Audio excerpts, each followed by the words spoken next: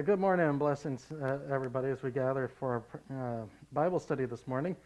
We're going to go ahead and pick up here in 1 Samuel chapter 9, where we're going to be introduced to Saul. So let's go ahead and begin with prayer. Blessed Lord, as we gather today, we learn that you do not see as we see. And we ask that you would help us to see with your eyes so that we may see with true wisdom. In your Son's name we pray. Amen. All right. So in some ways, this passage here with 1 Samuel 9 is going to be kind of a lesson, and God doesn't see things as we see them. But he's going to give us that object lesson by operating by our rules to some extent. And so it's going to be kind of an interesting thing here. So anyhow, let's go ahead and we're going to pick up with the first three verses of Samuel chapter 9 here.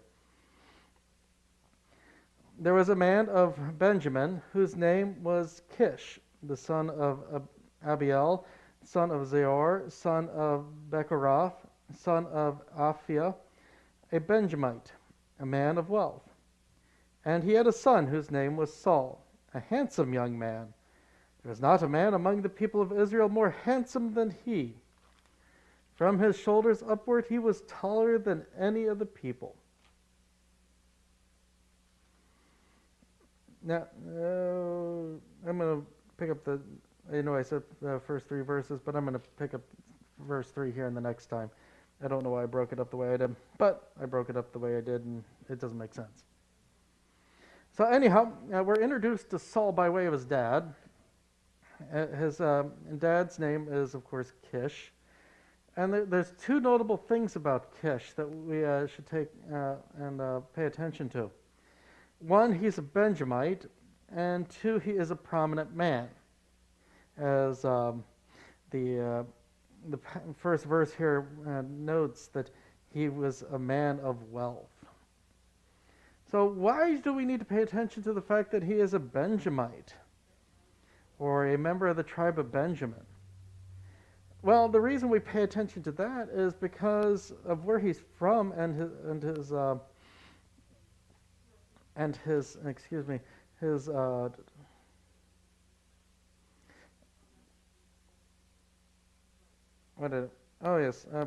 his tribe together.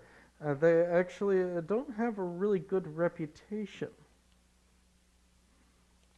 as there's stuff that happened years before that really was not a good thing. The tribe of, at one point, the tribe of Benjamin was put down, so to speak. There was an incident in the town of Gibeah that was very reminiscent of what happened in Sodom. And so in Judges, it's chapter 19, by the way, you can read about this incident that happens where there's a visitor, he comes into the town. Let's just say the guys acted rather badly. And did some really nasty things. And when that happened, the people of the rest of the tribes, when they heard about it, they're like, this shouldn't be. And so we're going to make sure it doesn't happen again. And they organized armies and pretty well wiped out the tribe. In particular, the town that this happened in. And it was rather despicable what happened in that place. And so we pay attention to this because this doesn't exactly bode well for things. I mean, if he's coming from this tribe in this region, he's got a bit of a taint coming with him. And so it's kind of a, are we sure about this kind of moment? And we'll even see a little bit in Saul's response when he's like, "But I'm a Benjamite, the least of the tribes," and all that, and he'll say a few things along those lines, where there's that kind of a recognition that things aren't really, all that great. But anyhow, we have him being a Benjamite from the region of Gibeah. Uh, this, in some ways, is going to be a kind of almost a subtle way of commenting on the phrase "a king like all the nations."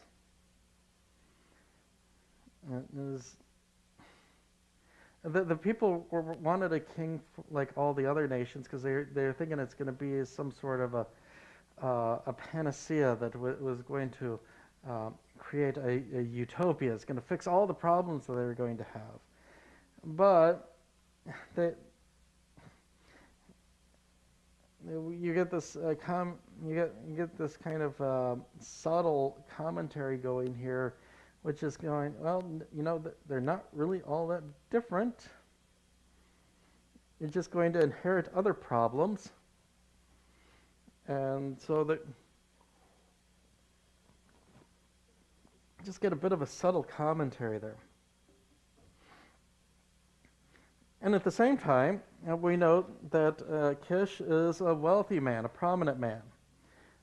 There's every chance that he was one of the elders who went to Samuel to ask for a king. As with the position that he had, he'd be in a position to be one of the ones to go. And so we've got these two things there that are just, they're kind of going towards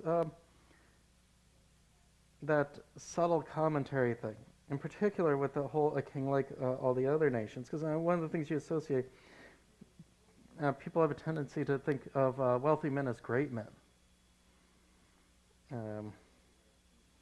And so they judge by the presence of wealth as that they're going to be great men.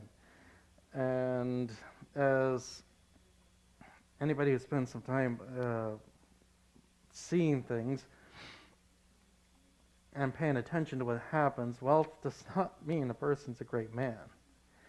Now, there are a great many wealthy men who are horrible people. And we just see it left and right. But at the same time, we should also note that this introduction of Saul is rather superficial in its nature. It's looking at the things on the surface and praising him by his surface virtues, you could say. So you got like the idea that he's a man of wealth, and then it goes on to say that he was an incredibly handsome man, that he was tall, and in many ways he was impressive by the measures that when we are judging by appearance alone. And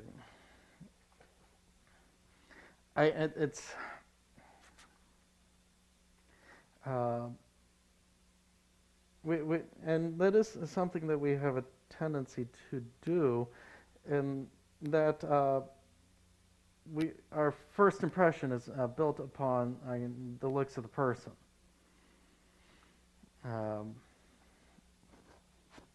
A friend of mine, her dad ran an accounting office out in the middle of one of the small towns out in central Texas, and she would go and help out her dad sometimes during the summer when she wasn't in school, and they had this guy who would come into the office and was just absolutely ragged, and dirty, nasty old blue jeans, torn up, button-up, long-sleeve kind of shirt, the kind of things you'd see farmers and ranchers wearing, old scuffy boots, and he'd use a copier.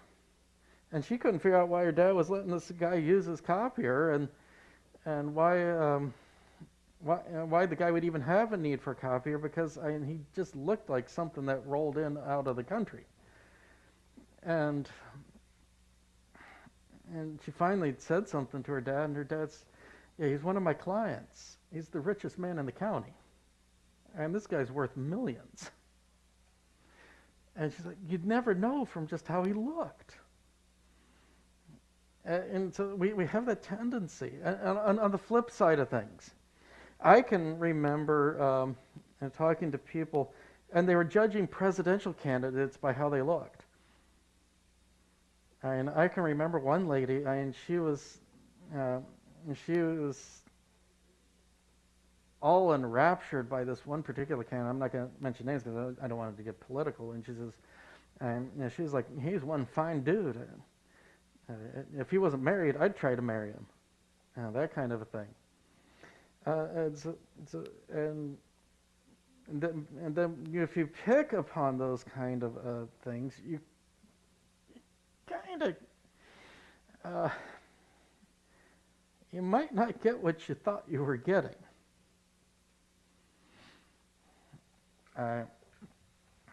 We could see left and right. These kind of things don't generally they don't necessarily mean that you're getting a person of fine, upstanding quality and able to do things.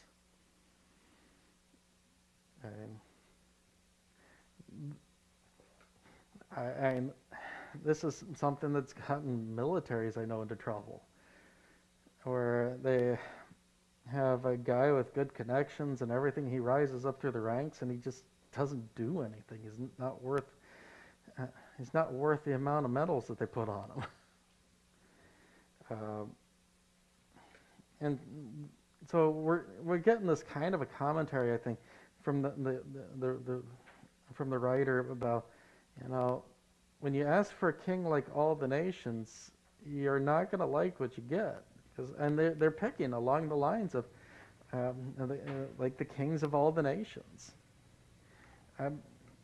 One of the things that you may notice throughout history is they'll brag about the looks of their kings and whatnot. Occasionally you can figure out who's favored and who isn't by just how they describe them. And when they're not favored, they tend to sound uglier. And when they are favored, you'd think it was the guy who posed for Michelangelo's David.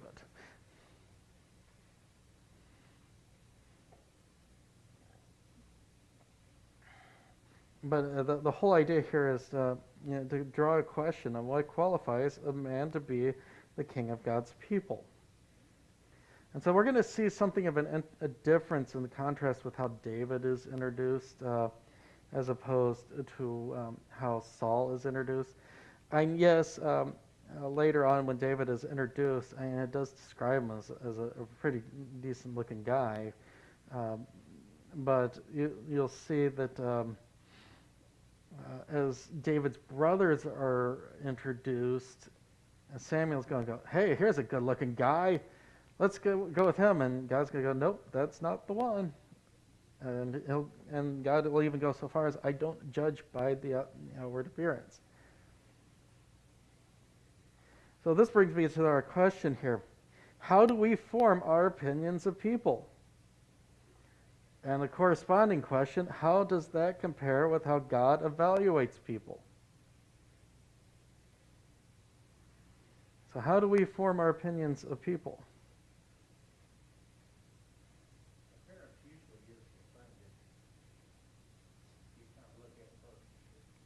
Yeah, appearance tends to be one of those things that we look, well, it's because it's the first thing we notice about a person. How do they appear? And I know there's been whole studies that have been done on this.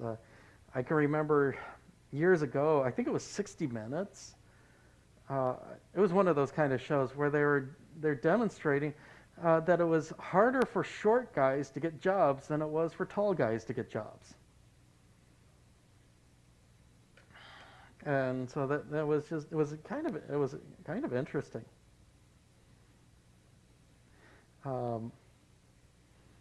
I look at Tom Cruise. You know, a lot of the movies he does, he's either wearing elevator shoes, or or his co-star is standing in a pit, where they put the camera angle at a specific way so that he doesn't look as short as he is. So I don't think Tom Cruise tops 5'6". He's a short fellow. Nicole Kidman, who he used to be married to, towered over him. And they did that because they wanted to project a particular image of this guy.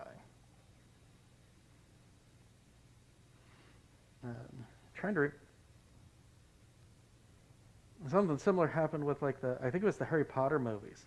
Because, you know, they had the same stars go throughout all 8 movies. Well, you know, the problem when you're filming kids when they're going from age 11 to age 18, guys have a tendency to sprout. And so that they had at least one other actors that every scene that he was in, he was standing in a pit that the crew had dug because he was too tall for the scenes. And it just wouldn't have looked right to have the professors staring up at this guy when he was supposed to be several years younger than they were. And yeah, so sometimes we form our opinions of people with their appearance. How else will we tend to form our opinions of people?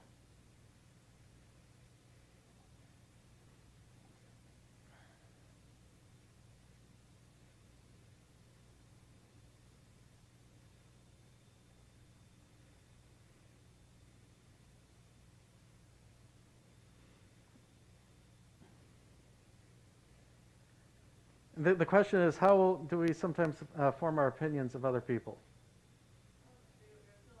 Yeah, we're still on that question.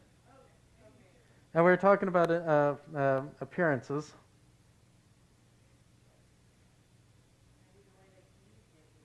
The way they communicate, yeah, that could be a big one. The first words that come out of their mouth. It was kind of one of those whispered things that happened out when I was in seminary, is that they wouldn't send guys to the northeast coast who had a strong southern accent to serve as a pastor, and it was because people would hear the Texas or the southern accent and they wouldn't respect them. They'd think they're dumb. I remember Jeff Foxworthy.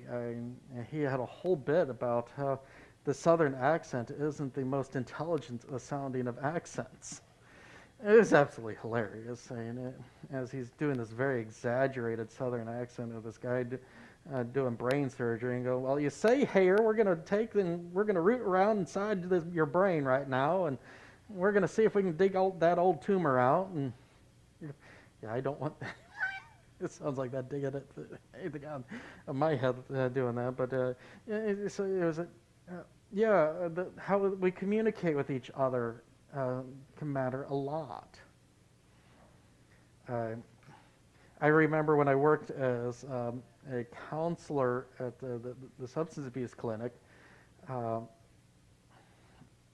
told the folks, I'm not going to be offended by you using cuss words.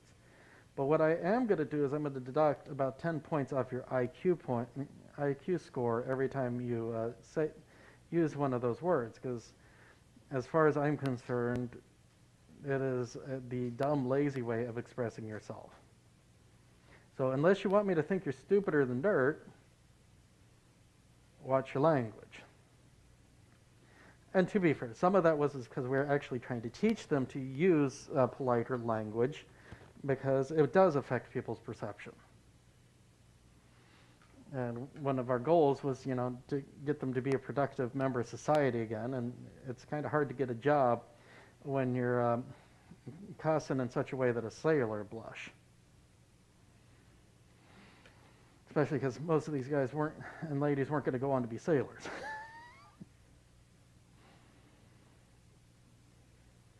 we might can judge people by the size words that they use. I remember when I was prepping, when I was in that last part of my time at A&M, they had classes on how to interview, and they talk about that. And so they talk about how you're supposed to present yourself in interviews, and so they talk about the way you dress, but also the way you held your hands. And if you're fidgeting a lot, you come across as somebody nervous. If you we were told to if you're gonna fidget a lot, sit with your hands so that they're kind of put together, so they can't really do anything. So you don't come across as a fidgety, nervous kind of person. If you can, practice, doing the touch your fingertips together. Because if you're, and this was one of the things actually we learned in our speech class, our speech communications class, is being able to do this while talking to people was a sign of confidence. And you were more likely to woo people with your speech if you were able to do things like put your fingertips together. Because one of the things, and it takes a bit of hand-eye coordination and an ability to think. And so it would portray confidence. So if you watch some of the more successful political speakers, salespeople, the people that are really going to get you feeling confident about what's going on, they're going to be doing stuff like this. They're going to have subtle things that are going to say that I got confidence. In fact, that's actually one of those things that they taught in counseling, is to watch the body language, because people can communicate that way. Now, how we form our opinions of people, how does that compare with how God evaluates people?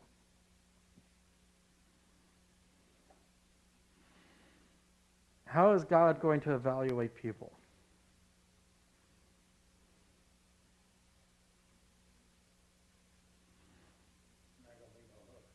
Not going to be by looks. Yeah, it was the Pharisees. I'm trying to remember specifically how when the Pharisees said, "We know you're not a man who is swayed by appearances," and a couple other things that they tossed in there. I can't remember how it goes in the Gospels when they're talking to Jesus. And yeah, that's going to be a bit of a way to understand God. What's the one thing he can see that we can't see? Yeah, the heart. He can see who we truly are. We don't exactly get to do like the portrait of Dorian Gray. Don't know if everybody's familiar with that classic story, but it's where there's a enchanted painting done of this handsome young man, and every time he does something wrong, it affects the appearance of that painting and mars it in some way. And as long as he doesn't look at that painting, he will continue on with perpetual youth and beauty. And we don't exactly have the ability to take a look at that portrait. We only get that kind of surface view. God can actually see the heart. And that is actually what he's going to be judging by, not by that outward appearance. All right, so let's move on. And we're going to pick up with 3, and we're going to go through 13 here.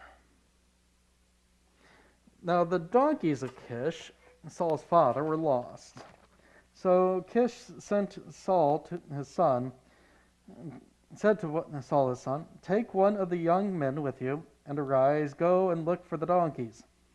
And he passed through the hill country of Ephraim, and passed through the land of Salishah, but they did not find them.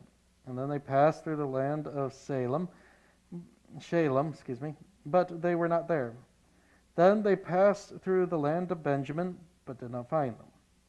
When they came to the land of Zuph, Saul said to his servant who was with him, "Come, let us go back, lest my father cease to care about the donkeys and become anxious about us." But he said to him, "Behold, there is a man of God in this city, and he is a man who is held in honor. All that he says comes true. So now let us go there. Perhaps he can tell us the way we should go." Then Saul said to his servant, "But if we go, what can we bring the man? For the bread in our sacks is gone, and there is no present to bring to the man of God. What do we have?" And the servant answered Saul again, "Here I have with me a quarter of a shekel of silver, and I will give it to the man of God to tell us our way." Formerly in Israel, when a man went to inquire of God, he said, "Come, let us go to the seer." For today's prophet was formerly called a seer. And Saul said to his servant, "Well said, come, let us go." So they went to the city where the man of God was. As they went up to the hill to the city, they met young women coming out to draw the water, and said to them, "Is the seer here?" And they answered, "He is. Behold, he is just ahead of you. Hurry!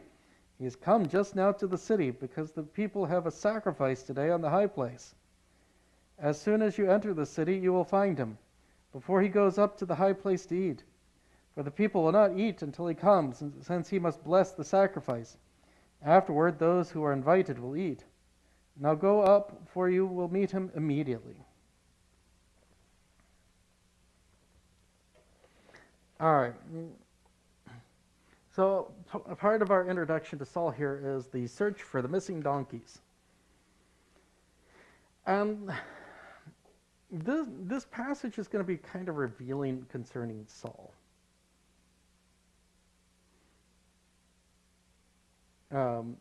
They're out searching for the donkeys. They don't find them.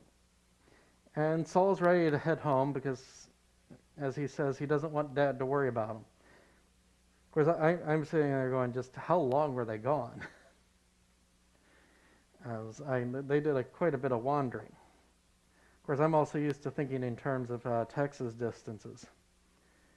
And I remember when I was younger, particularly during the days of the Persian Gulf, and realizing that those countries are awfully close together.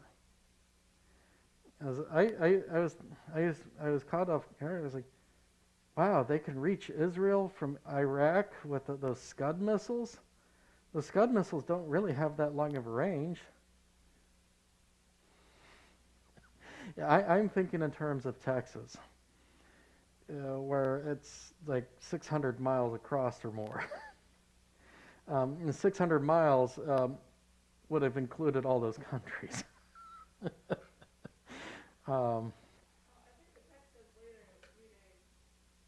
Yeah, they're only gone just a few days.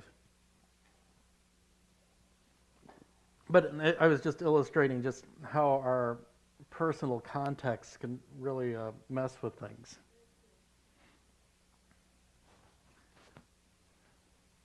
But they're gone just a few days, and he's like, "Okay, let's head back before Dad worries about us." And his servant goes, "But hey, there's a man of God here, a seer," as the text refers to him. "Maybe he can tell us where we should go, because, everything he says is true." Which, by the way, that is actually supposed to be the test of a prophet in the Old Testament, does what he say always come true? And so the servant's all eager, "Hey, let's go talk to him. Maybe he can tell us where to find the donkeys." And here we see Saul is reluctant to go. And what's the reason that why is he reluctant to go see the man of God?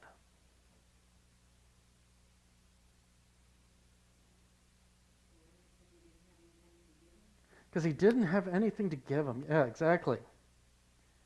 And that instance, I can't help but see kind of a commentary on the person of Saul. As remember, Saul's a wealthy man. He comes from a wealthy family. And so it's not like he's not going to have money. And so my first thought is, here's a guy who goes on what's extended travel, and yes, it's just a few days, and he doesn't have money on him. He doesn't have anything on him that he could, give to the prophet as a gift. I imagine when they set off for this journey, they had to have taken some money with them, and they had to have done some things like take food with them, any number of things with them, and here he is. Well, I have nothing to give to the seer.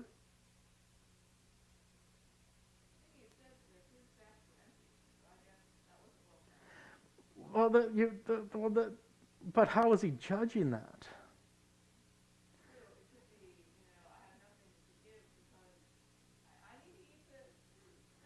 Yeah, and so it's kind of, how is he judging this? And the fact that he's willing to let his servant pay from his own money.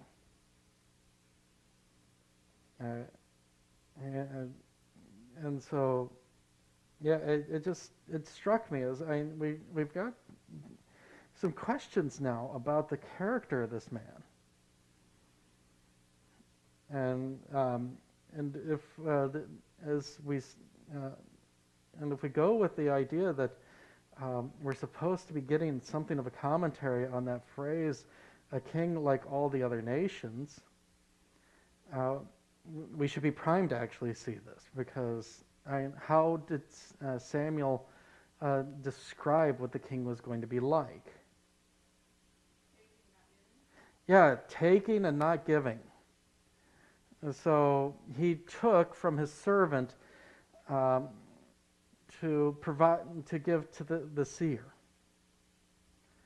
and that's exactly what Samuel was warning the people, that the king was going to take from you rather than give from his own stuff. So yeah, I think we are supposed to be seeing something of a commentary on Saul's person now. So yeah, it's not painting a great picture of Saul at this moment in time. Now we do have an interesting word play going on here, and that the verb for "what shall we bring" is identical to the noun for prophet. This is one of those fun things that can happen with Hebrew. One, Hebrew is a verb-based language. So all your nouns are a form of the verb. And also the written language is just consonants for the most part. There are a couple of the letters that can either be a consonant or a vowel, depending on their placement in the word and their usage. Looking at the Hebrew, you have the exact same word here for prophet and for what shall we bring. If this is intentional wordplay, I'm not 100% certain, but it's just one of those interesting things that you can see in the languages.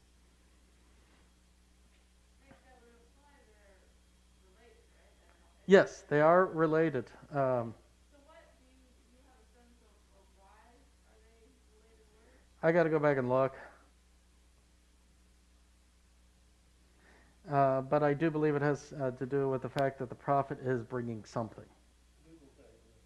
What? Yeah. And also at this point, we should understand that though he hasn't actually been named, they're talking about Samuel. Eventually, Samuel's going to be named in this, but the prophet that they're talking about is Samuel.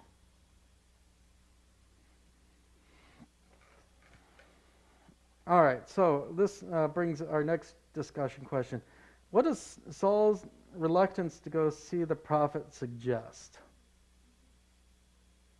And correspondingly, why are we sometimes reluctant to hear a man of God speak to us?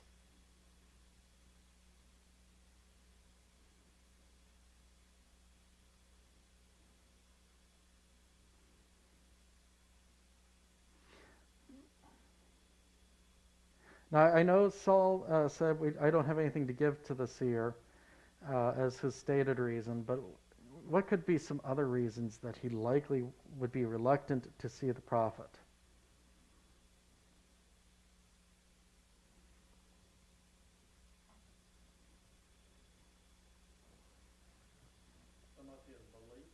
Hmm? Some of his beliefs. So, like, say, he doesn't really believe that he's truly a prophet.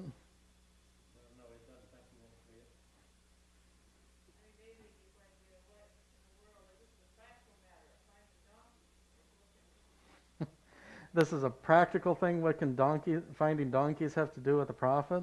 Okay.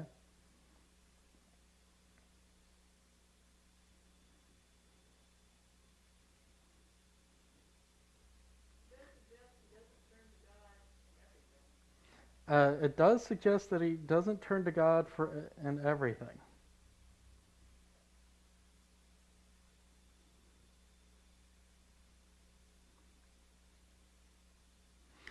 All right. So along these lines, why are we sometimes reluctant to hear a man of God speak to us? We don't want to hear what he has to say. The truth.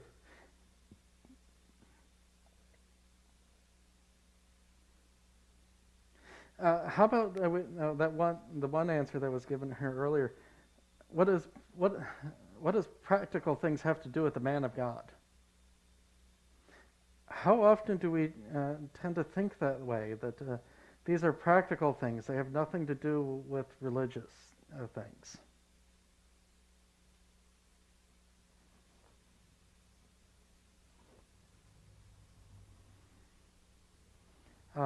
I can remember coming across the term a few years back, practical atheism.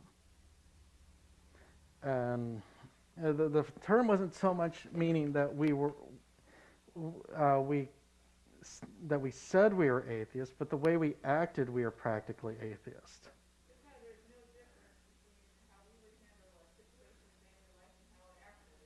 Yeah, as a person just commented, that there's no difference between how we would handle a situation than how an actual atheist would handle a situation. Yeah, that God just doesn't come into these things.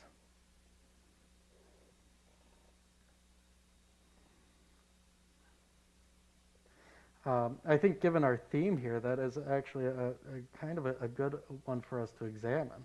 I mean, how do we act in our lives as if God doesn't exist?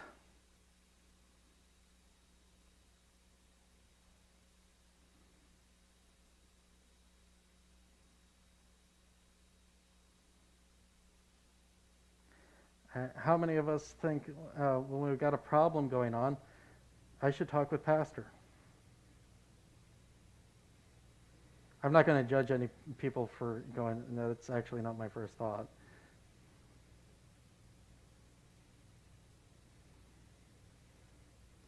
Because that actually is something that has become more common. In years past, one of the people that people would first think to talk to would be their pastor. Um, and that's happening less and less now. How many of us, if we got a problem, our first thought is maybe I should talk to a counselor?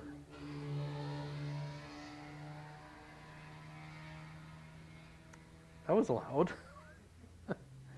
And I don't mean to knock counselors. Counselors have their place. They offer a valuable service, and they are something that we should make use of when we need, in particular, help with our mental well-being. Um, um, my statement here is more that we're using them as a complete substitute for what a pastor can provide. What's one of the things that a pastor should be able to provide us?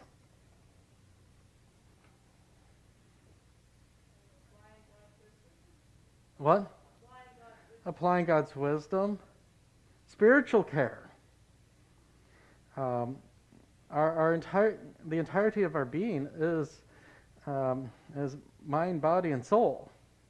If we go with the three-part understanding, if we go with the two-part understanding, it's spirit and body. Well, it's body and soul, the body, soul, and spirit. Yeah. And the soul usually is like considered to be the body. Well, that's why I went with. So, in fact, one of the uh, one of the big understandings, particularly within the Lutheran Church, of the role of the pastor. This is our big $20 word for today, is Seelsorger. Seelsorger is German for physician of the soul. And so the idea is that just as you have a doctor for your body, you have a doctor for your spirit, for your soul. And so the pastor does have a role in our well-being and health. I would say that the psychology has very much taken over that role in the West. Yeah, as a comment was made, psychology has kind of taken over that, well, attempted to take over that role. I would say that it's got a pretty darn good, I mean, there are a lot of Christians I know that distrust Christian counseling, and they have good cause also in some cases, but that they're like, no, don't go to a pastor, you should go to a secular psychologist because they are better. They are more trustworthy. Yeah, a comment was made, speaking of distrust of Christian counseling. And to be fair, there has been some reason to do that. There's been some bad thoughts teachings that have happened. But at the same time, to give over completely to the idea of secular counseling is kind of an error that we make. And it kind of deals with what we're seeing here with Saul,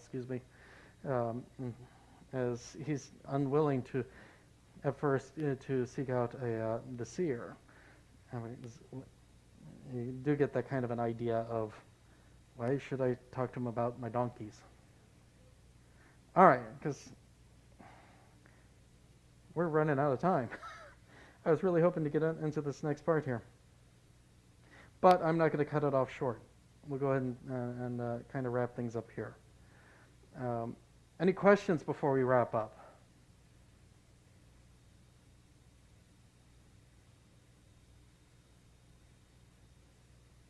All right, with that, let's go ahead and close in prayer. Gracious Lord, we ask and that you would continue to be with us as we close here, and that you would go with us as we go about our days, and that we may always turn to you for all things that come up in our lives. In your name we pray. Amen.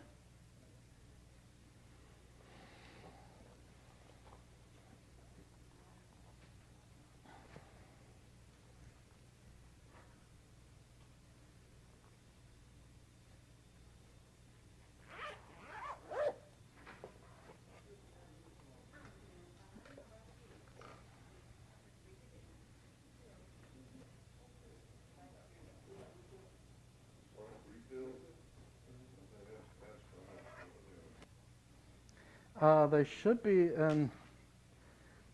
unless we need to order more, they should be in the little, On the stand, maybe? yeah.